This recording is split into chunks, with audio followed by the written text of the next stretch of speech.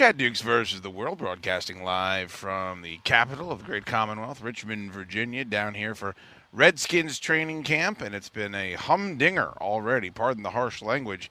Excited to be joined for the first time in person by my buddy Wes McElroy. Of course, Mess McElroy would not be a good name for a radio show host. That'd be pretty mess. You really would. That would be one heck of a show. I mean, it would be, you could call yourself the PM Mess. The hot mess? Get it? I actually had a program director. PMS. He tried to get Only us, you, Dukes. Dude, he tried to get us to name our show that. We went to Arizona. I said, if you name our show that, I'm driving back to D.C. I can't take it. 910 The Fan, of course, down here in Richmond. Junkies are on in the mornings now, correct? Yes.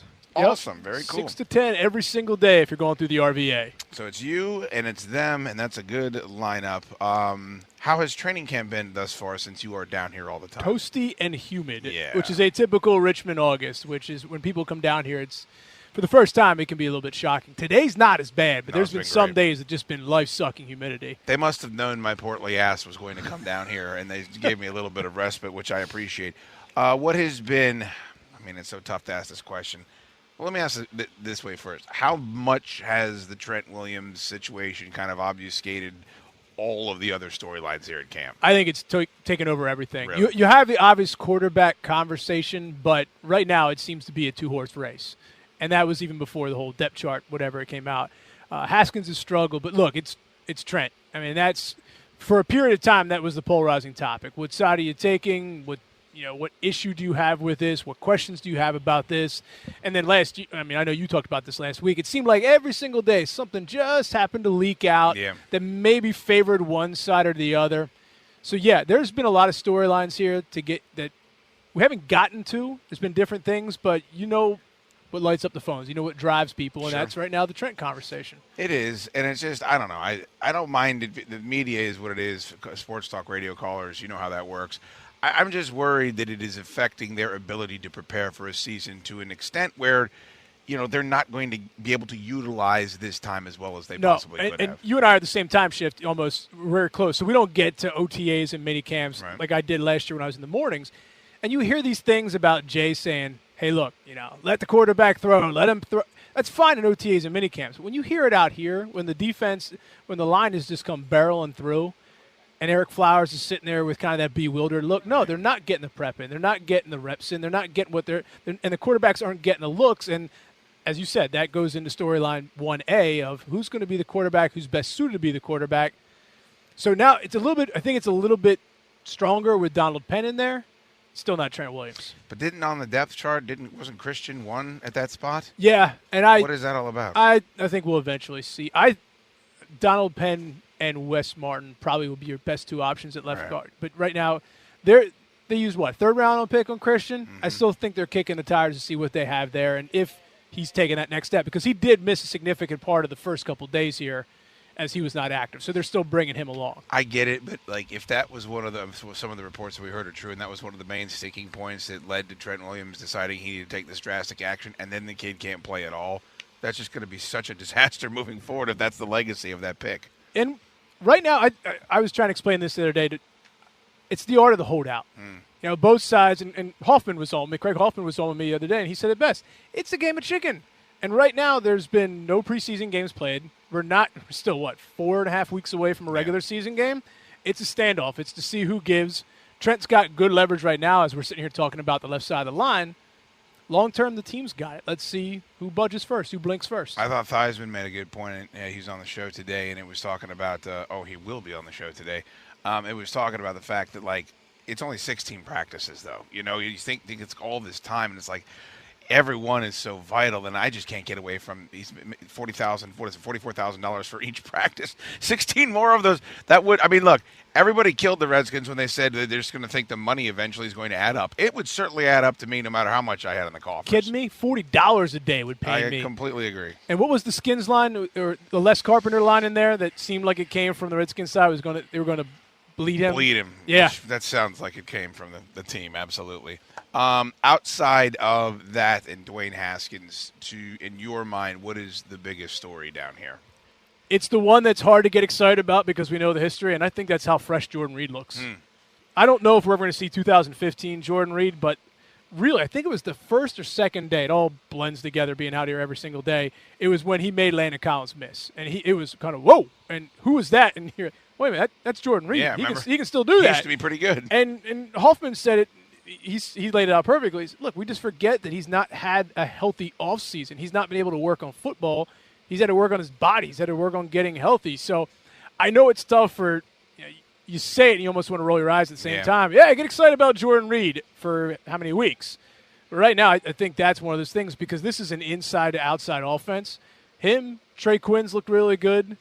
I think the running joke around here is if you have a fantasy football team, pick Trey Quinn because he's going to get a bunch of touches. But starting inside out, and I know you still need outside wide receivers, but I think it's been Jordan Reed, what he could do for whoever is the quarterback week 1. We'll talk about that a little bit. If he is that guy again, and everybody that I've spoken to down here says that's what it looks like, at least on the practice field, how much easier does that make it on whoever the quarterback is or whoever the rookie wide receiver is trying to find their way? Of the fact that, you're going to have to probably get the ball out of the quarterback's hands quickly. If he's that guy, everything gets easier, does it not? Especially if he's managed and physically manageable to do this. Remember what he was like when he got yards after the catch? Yeah. It's like a deer. And we just haven't seen that in so long. We've forgotten. I'm dead serious. Like, I've forgotten about this stuff. When you go back and you look, and I guess it was that game in England against Cincinnati where he just went over the middle and he just kept going and picked up the yards and eventually scored. So you think about that. If you have Quinn, who looks about as sure-handed as humanly possible, run can open up the pass can open up the run, and that's been one thing. They also got to run the ball, and that goes back to the Trent issue because they're not running the ball. That play action fake is going to fool nobody. No, I get that, but I also am. I don't know. I'm somewhat concerned because it just isn't. Teams do it in stretches. You see the Rams do it in stretches. The Patriots do it in stretches. Those are good teams.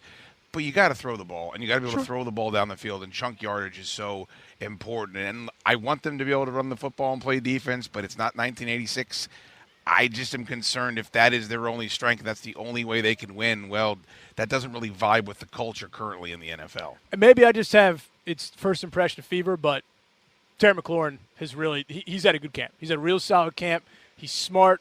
That is a guy where I'm not Mr. X's and O's, but if it's a 5-yard in, he's going to give you 5 yards. Right. He's not going to give you 5.5. He's going to give you 5 yards. Precision. He gets it. He played at a high level. And plus the fact, also in a running offense, that dude can block. He is active on every play. I forget who wrote it. I think it might have been Michael Phillips down here at the Times-Dispatch. One of those things was he just has to understand that he cannot go Mach 5 every single play. Right. Sometimes down the back a little bit will help the play develop.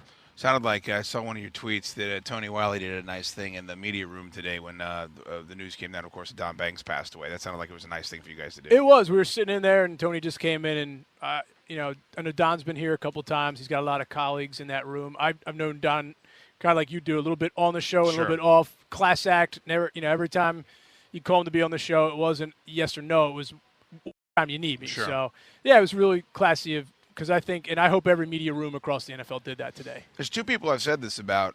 It's Alex Smith and it's Don Banks, where I've heard a million people say stuff about him, and I've never heard a bad thing. It's very odd in this industry where there's so much backbiting, and you come to our radio station, you're nothing but trashing everybody. Those are two guys I've never heard anybody say a bad word about. That's a great duo right there. It is. Very cool, man. So this season, I want to ask you this question because I asked my listeners, and we'll wrap it up, and I appreciate it because I know you got a radio show to do also. If they go 8-8, my argument would be it might be Jay Gruden's finest coaching job with the group they have, especially if it's without Trent Williams. And everything we're hearing saying, if you don't make the playoffs, this is going to be it. What happens if they go 8-8? I think you got to keep them, Chad. I do too. Because I'm sitting right here.